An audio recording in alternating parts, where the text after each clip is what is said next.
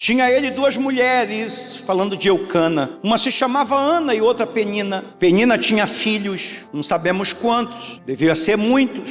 Porque se fosse só dois, diria dois, mas filhos, então deveria ser muitos. Ana, porém, não os tinha. Este homem subia da sua cidade de ano em ano a adorar e a sacrificar o Senhor dos Exércitos em Siló. Estavam ali os dois filhos de Eli, Ofni e Finéias, como sacerdotes do Senhor. No dia em que Eucana oferecia os seus sacrifícios, dava a ele porções destes a Penina, sua mulher, e a todos os seus filhos e filhas. A Ana, porém, dava porção dupla, quer dizer, ele fazia um sacrifício duplo, porque ele amava, ainda mesmo que o Senhor a houvesse deixado estéril, Deus a houvesse deixado estéril. A sua rival a provocava excessivamente,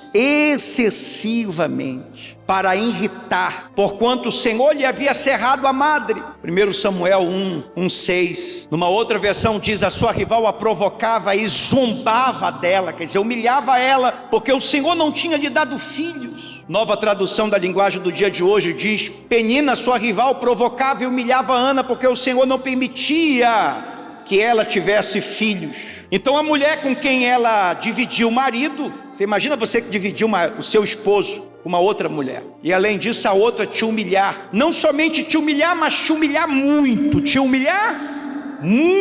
sempre, todos os dias, todo santo dia era isso. E assim o fazia ele de ano em ano, e todas as vezes que Ana subia à casa do Senhor, a outra irritava. Quer dizer, aquela cena, aquele ciclo se repetia todo ano a mesma coisa, a mesma situação, o mesmo problema, a mesma humilhação. Que Ana subia à casa do Senhor, a outra irritava, pelo que chorava e não comia, quer dizer, ela ficava abalada emocionalmente. Então Eucana, seu marido, lhe dizia: Ana, por que choras? E por que não comes? E por que está de coração triste? Não te sou eu melhor do que 10 filhos? Após terem comido e bebido em Siló, estando Eli, o sacerdote, assentado numa cadeira junto a um pilar do templo do Senhor, levantou-se Ana com amargura de alma, orou ao Senhor e chorou abundantemente, e fez um voto dizendo: Senhor dos exércitos, se benignamente atentares para a aflição da tua serva, e de mim te lembrares, e da tua serva te não esqueceres, e lhe deres um filho varão, ao Senhor te darei por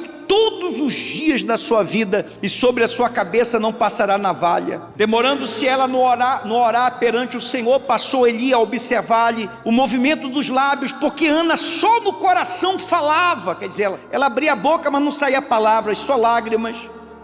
E disse: até quando estarás tu embriagado? O sacerdote pensou que ela estava bêbada na igreja. Aparta-te de ti esse vinho. Porém Ana respondeu: não, Senhor, eu sou mulher atribulada de espírito, não bebi nem vinho nem bebida forte, porém venho derramando a minha alma perante o Senhor. Não tenha, pois, a tua filha, a tua serva, por filha de Belial, quer dizer, filha do diabo, porque pelo excesso da minha ansiedade, da minha aflição é que tenho falado até agora. Então Eli falou: vai-te em paz, e o Deus de Israel te conceda a tua petição que fizeste. E disse ela: acha tua serva mercê diante de ti. Assim a mulher se foi seu caminho e comeu, e o seu semblante já não era mais triste. Muito bem, muito bem. Olha aqui para mim, você tem que vir na igreja, você tem que vir na casa de Deus, você tem que ouvir a palavra de Deus, para você ficar forte espiritualmente. Se você quer ficar forte fisicamente, você tem que ir na academia, certo? Se você quer ficar bonito, você tem que ir num salão de beleza, em outros lugares, estética. Não faz sentido nenhum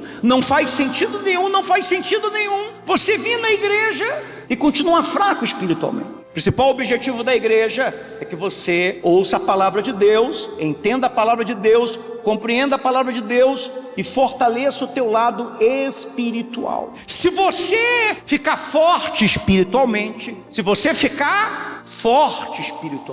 você vai olhar para a sua vida com a visão espiritual. Você vai julgar tudo o que acontece na tua vida.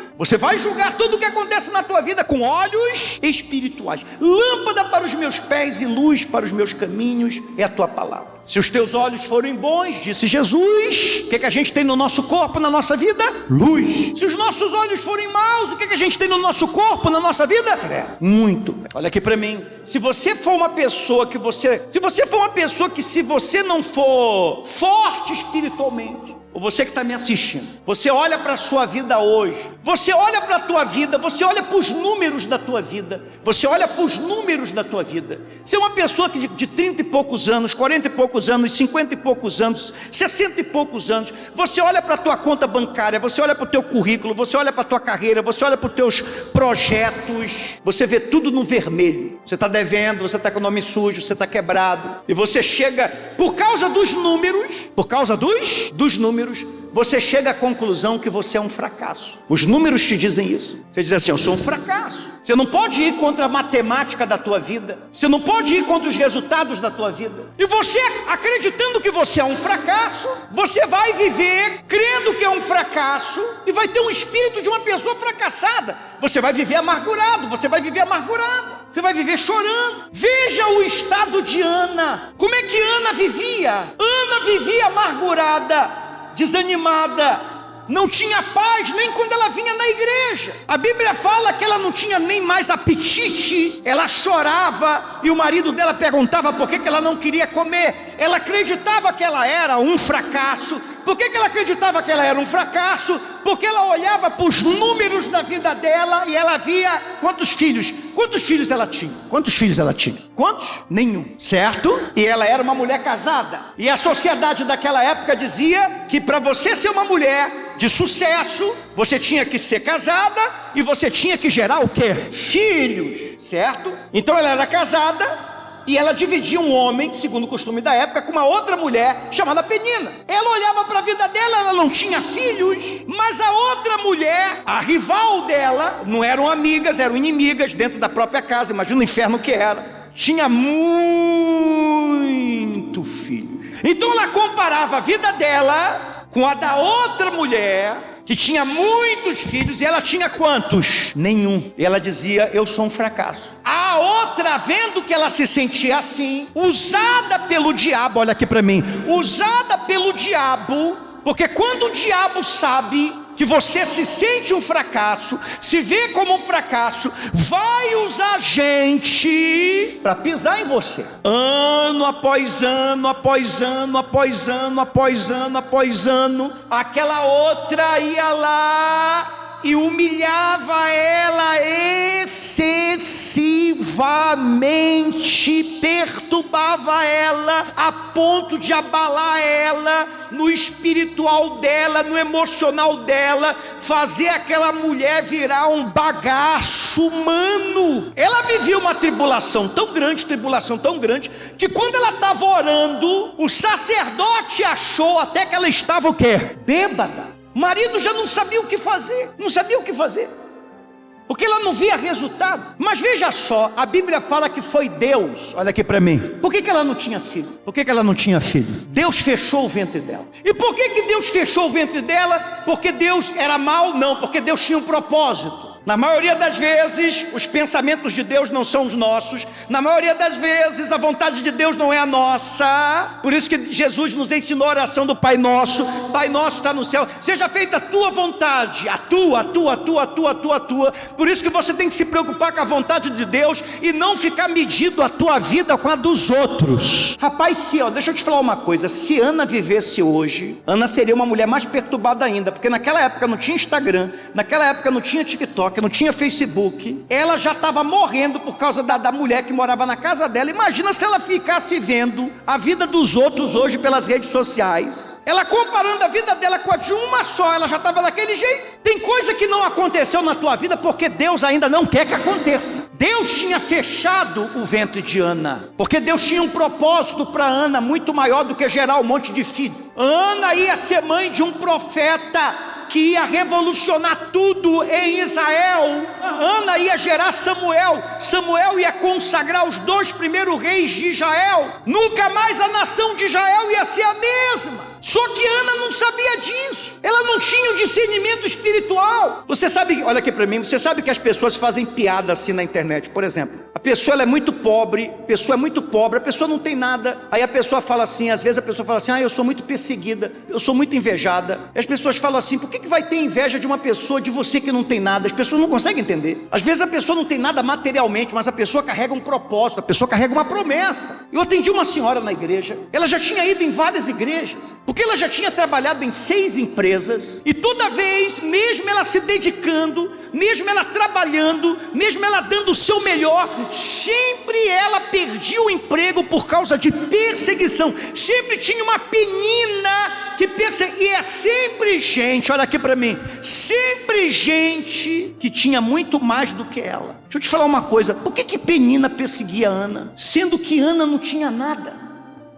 Por isso que você tem que ser espiritual. Você tem que entender quando você está debaixo de um ataque espiritual, de uma guerra espiritual. Muitas das vezes você vê gente que tem muito mais do que você, que pode muito mais do que você, que tem muito mais condição de você, que está muito lá na tua frente, que se incomoda com a tua vida. Às vezes você diz assim, pô, mas eu não tenho nada, eu não sou nada, por que essa pessoa se incomoda tanto? Porque não é uma coisa humana. Uma mulher que tem um monte de filho, ao invés dela cuidar dos filhos dela, ela ficava perturbando, perseguindo a outra que não tinha nada, não tinha ninguém. Já vivia um sofrimento, ela ia lá para perseguir, para aumentar o sofrimento. Porque aquilo ali era uma coisa espiritual. Olha aqui para mim, o diabo queria matar Ana de mágoa, de raiva, de depressão, de angústia, de amargura.